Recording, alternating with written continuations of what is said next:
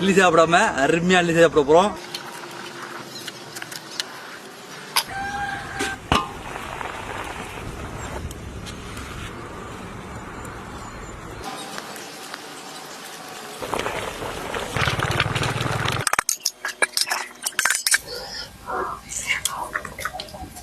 இந்த முயல்ல உள்ள ரத்தத்தை வந்து நம்ம தலைக்கு தடவை எண்ணெய் காய்ச்ச போறோம். முன்னாடியே 30 லிட்டர் காய்ச்சணும். இப்ப 60 லிட்டர் காய்ச்ச போறோம். 3 நாள்லயே பட்டு நம்ம சப்ஸ்கிரைபர் எல்லாமே வாங்கிட்டீங்க.